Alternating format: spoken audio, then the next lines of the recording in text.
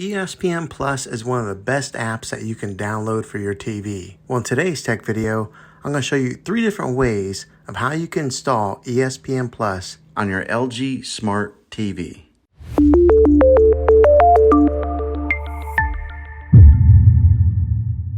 It can be really frustrating if you want to watch some of the great content that is on ESPN Plus and you find that your TV is unable to download it. If your TV is an older model of smart TV, then it could prevent you from downloading this app.